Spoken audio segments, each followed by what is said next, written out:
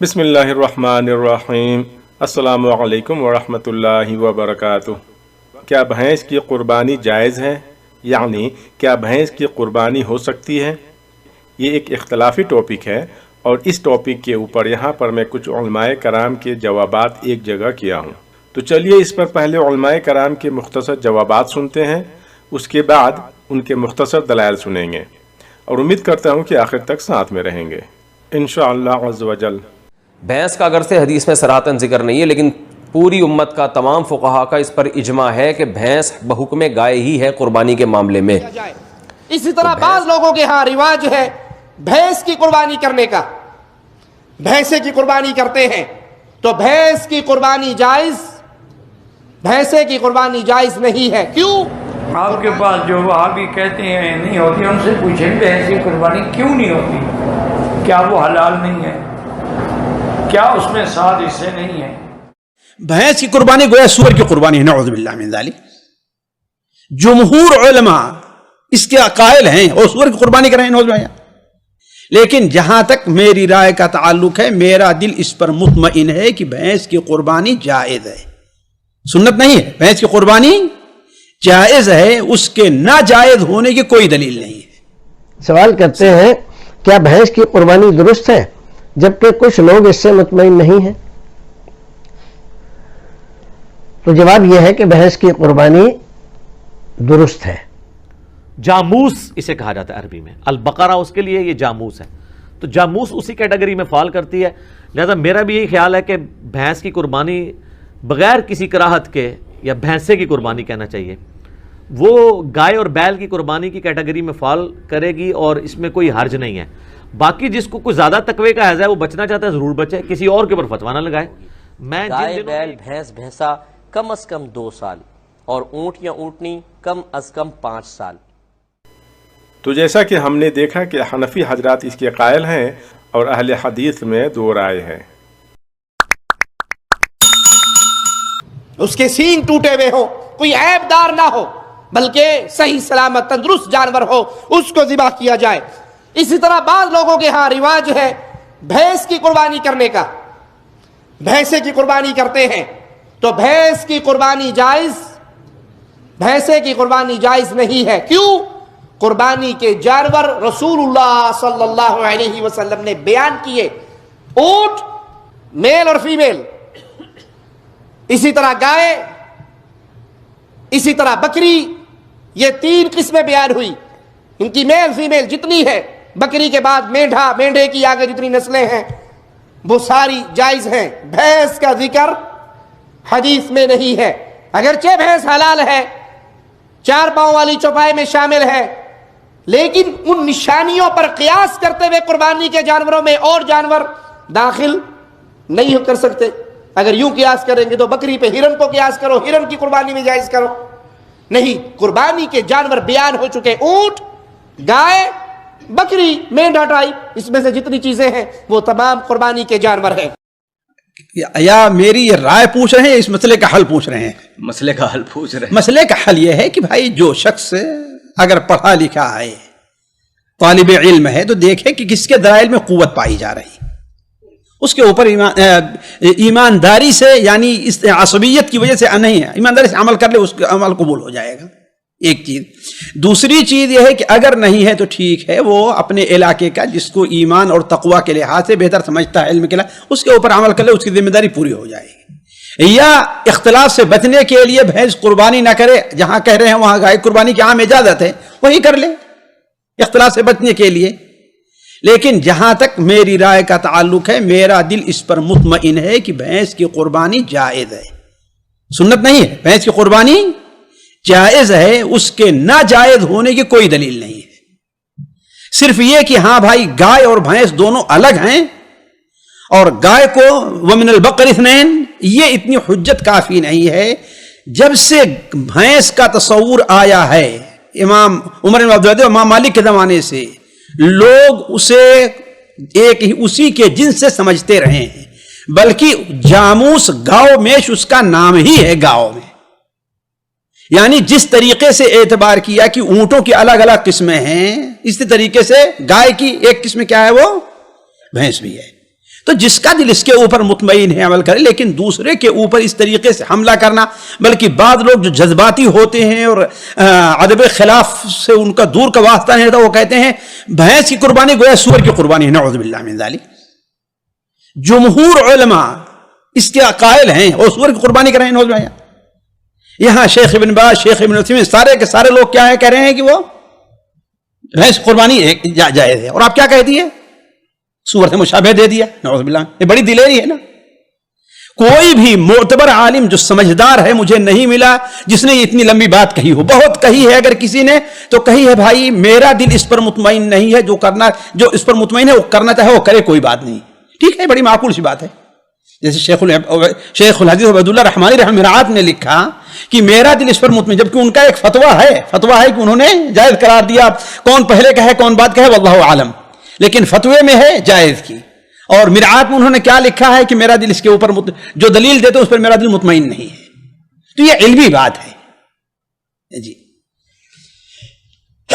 منع کی حدیث میں کوئی دلیل نہیں، کوئی نہیں، اور جواز کی بھی کوئی حدیث میں دلیل نہیں ہے۔ جواز یعنی اس وقت بھینس پائی ہی نہیں آتی تھی وہاں پر، لیکن جب بھینس پائی گئی تو ہر چیز میں لوگوں نے گائے ہی پر اس کو قیاس کیا۔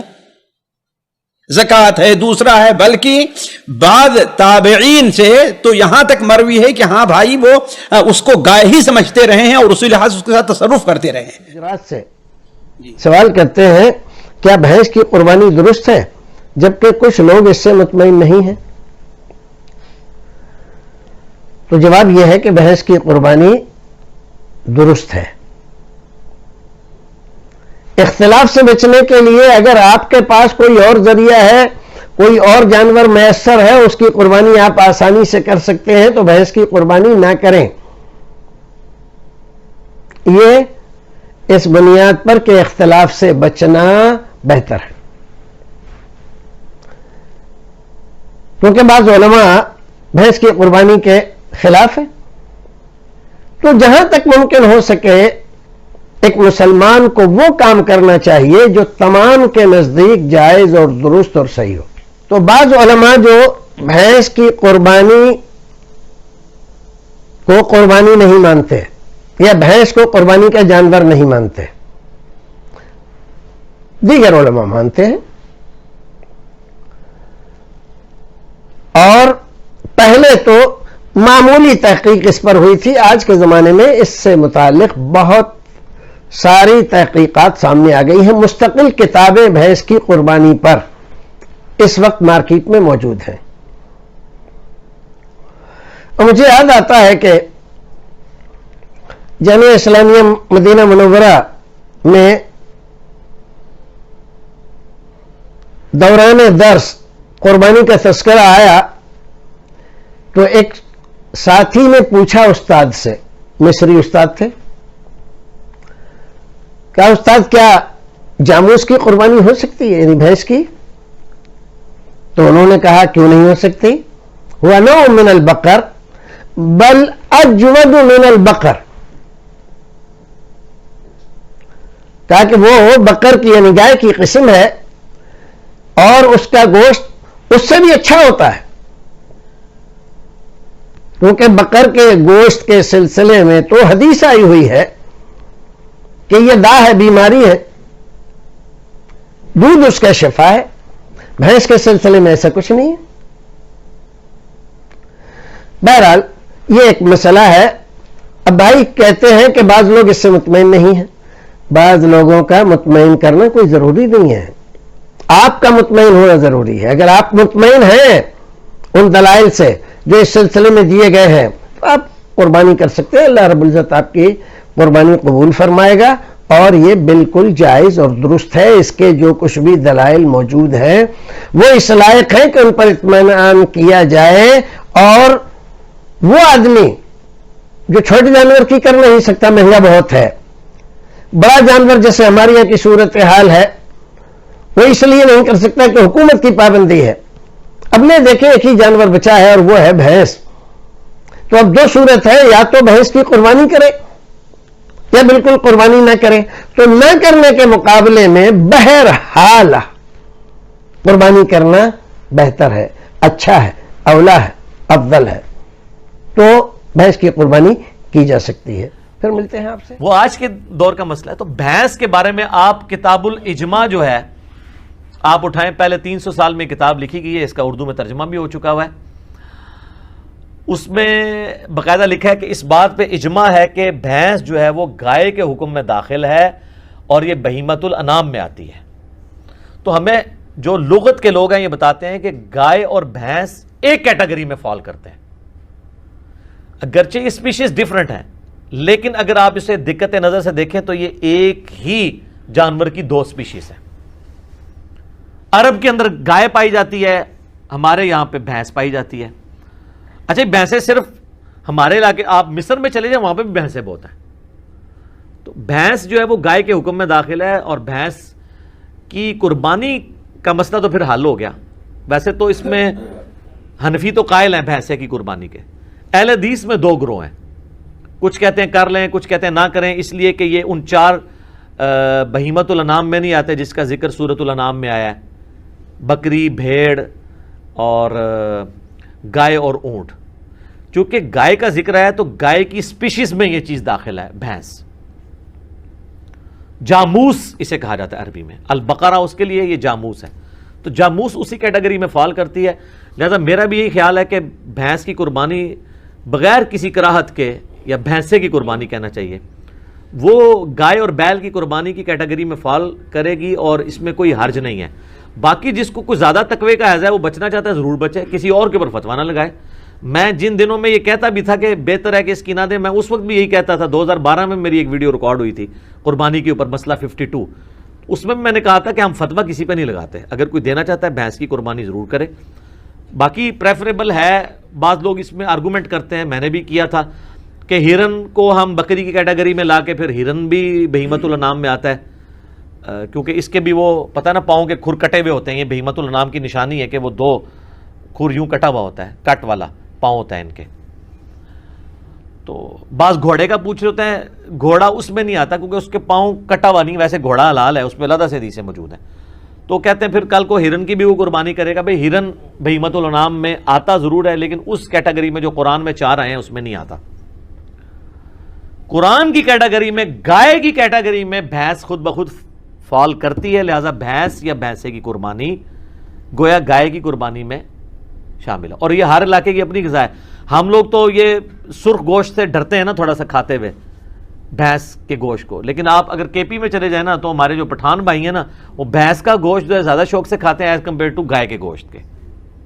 تو لہٰذا بھینس کی یا بھینس کی قربانی آپ کو پوچھے, اس کو کہنا بھینس چھوڑو, بھینسا کہا کرو, کیونکہ بھینس تو دودھ دیتی ہے, وہ کس نے قربان کرنی ہے. کوئی بیمار ہو جائے, کوئی بالکل لاغر ہو جائے, اس طرح کی بھینس اگر قربانی کے لیے آتی ہے تو اس کی قربانی بھی نہیں لگے گی, یہ ذہن میں رکھیے گا. ہاں تو بھینسے کی قربانی لگنی چاہیے جو صحیح تازہ ہو, بہترین قسم کا, تو وہ اس کا گوشت بھی اچھا ہے. اور ٹھیک ہے, سنت ابراہیمی میں آئے گا, بنا ہوا بچڑا جو ہے وہ حضرت ابراہیم علیہ السلام بھی لے آئے تھے, قرآن میں آتا ہے. ان کو بعد میں پتہ چلا کہ یہ تو فرشتے ہیں, کھاتے نہیں ہیں, پہلے تو ان کو پتہ ہی نہیں چلا. اس سے عقیدہ علم غیب بھی کلیئر ہوتا ہے. ٹھیک ہے, تو وہ ڈر گئے اپنے دل میں کہ یہ کیوں نہیں کھا رہے, میرا نمک کہیں مجھے نقصان پہنچانے تو نہیں آئے. تو پھر فرشتوں نے کہا نہیں, ہم انسانی شکل میں آئے, ہم ہے فرشتے ہیں, قوم لوط پہ عذاب لے کے ہیں. تو بھینس بالکل حلال ہے جی, اور حلال بھی ہے, اس کی قربانی بھی گائے کی کیٹیگری میں فال کرتی ہے. تو بے فکر ہو کے کریں, کوئی مسئلہ نہیں ہے. اگلا سوال ہے بھینس کی قربانی کا حکم. حدیث پاک میں قربانی کے لیے کون سے جانوروں کا ذکر آیا؟ کچھ لوگ کہتے ہیں کہ بھینس کی قربانی نہیں کرنی چاہیے کیونکہ حدیث میں اس کا ذکر نہیں. اس بارے میں رہنمائی فرمائے. محمد رفیق گلگت سے, بھینس کا اگر سے حدیث میں صراحتاً ذکر نہیں ہے لیکن پوری امت کا, تمام فقہا کا اس پر اجماع ہے کہ بھینس بحکم گائے ہی ہے قربانی کے معاملے میں. تو بھینس کا حکم وہی ہے جو گائے اور بیل کا حکم ہے. تو بھینسے کی قربانی بھی جائز ہے بلا کراہت, اور بھینس کی قربانی بھی بلا کراہت جائز ہے. یہ اجماع امت سے ثابت ہے. اجماع امت بذات خود ایک مستقل دلیل ہے. کہتے ہیں بعض وہابی کہتے ہیں بھینس کی قربانی نہیں ہو سکتی, مجبوری کے تحت ہو جائے گی جب اور کوئی چیز نہ ملے. کوئی اختلاف نہیں ہے. آپ کے پاس جو وہابی کہتے ہیں نہیں ہوتی, ان سے پوچھیں بھینس کی قربانی کیوں نہیں ہوتی, کیا وہ حلال نہیں ہے, کیا اس میں 7 حصے نہیں ہیں. حضور کے زمانے میں نہیں تھی اس لیے ربے نہیں ہوگی. حضور نے تو پھر گائے بھی ذبح نہیں کی، حضور نے تو 100 اونٹ ذبح کیا ہے، تو تم بھی اپنے ملکوں میں قربانی میں صرف اونٹ ذبح کیا کرو نا، کہ بس بیٹھے رہتے ہیں مسئلے بڑھاتے رہتے ہیں۔ گائے بیل بھینس بھینسا کم از کم 2 سال اور اونٹ یا اونٹنی کم از کم 5 سال۔